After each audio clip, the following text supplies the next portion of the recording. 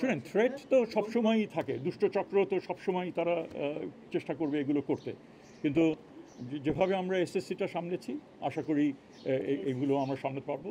এবং যতটুকু করণীয় অনেক আগের থেকেই প্রশ্নপত্রগুলো নির্দিষ্ট জায়গায় সেগুলো নিয়ে যাওয়া, সেগুলো একটা হেফাজতে রাখা এবং পরীক্ষার কিছুক্ষণ আগে সে সেন্টারগুলিতে নিয়ে আসা, সব কিছু মিলিয়ে খুবই মানে একেবারে ডিটেইল প্ল্যানিংয়ের মাধ্যমে সেগুলো করা হয়েছে।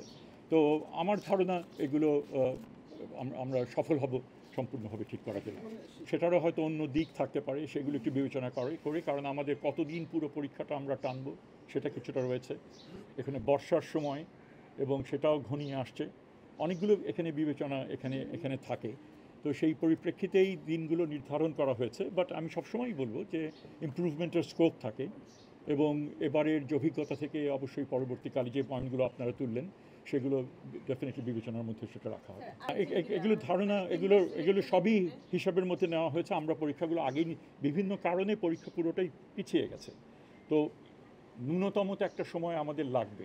কাজে এটা যে খুব যে একটা কাঙ্ক্ষিত সময়সীমা ছিল তা না, এর মধ্যে আমাদের অপারেট করতে হবে। কিছু কন্টিনজেন্সি অ্যারেঞ্জমেন্ট আছে, ডিটেইলস এই মুহূর্তে আমার সেরকমভাবে আমি সেটা বলতে পারবো না, সেটা আমাদের মন্ত্রণালয় ডেফিনেটলি এটা রয়েছে। বান্ডেল থাকলে প্রতি সেনমানিতে টাকা বাঁচবে। বিকাশ সেনমানি বান্ডেল কিনে জিতুন প্রতি লেনদেনে। প্রশ্নপত্র দেখার আমার সুযোগ হয়নি, কারণ আমি চাইনি ইভেন পরীক্ষার হলগুলোর মধ্যে ঢোকার, কারণ আমি ঢোকা মানে হয়তো ক্যামেরাম্যান ঢুকবেন অ্যান্ড অল দ্যাট। সো আমি বারান্দার বাইরে থেকে যতটুকু উঁকি দিয়ে দেখা যায় ততটুকুই দেখেছি, এবং যাতে ছাত্রছাত্রীরা যেন লিস্ট ডিস্টার্ব হয়। তবে সেটা হয়তো ছাত্রছাত্রীদেরই জিজ্ঞেস করেন, তারা বলুক। এবং আমি নিশ্চিত যে হয়তো অনেকে বলবে খুব ভালো হয়েছে, কেউ বলবে খারাপ হয়েছে। তো এটা পারসেপশনের ব্যাপার, তাদের প্রিপারেশনের ব্যাপার, তার উপরে অনেকটা নির্ভর করে। আমাদের দিক থেকে চেষ্টা ছিল নির্ভুল প্রশ্ন দেওয়া, দেখি সেটা কতদূর সম্পন্ন হয়েছে।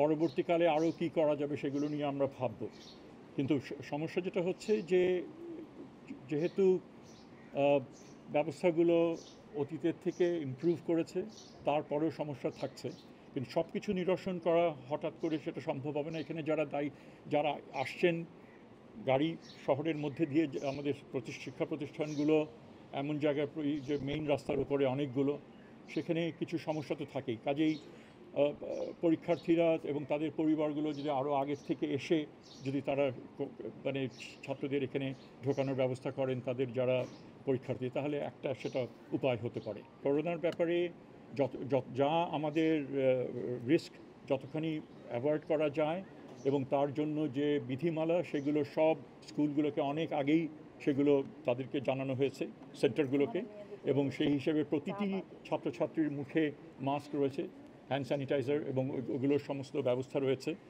মোটামুটিভাবে আমাদের যেভাবে সিটের যে অ্যারেঞ্জমেন্ট সেগুলিও চেষ্টা করা হয়েছে সেই নীতি অনুসারে। তো সেদিক থেকে আমরা খুব একটা বেশি মনে করি না, আমরা যতটুকু সম্ভব সবই করা হয়েছে।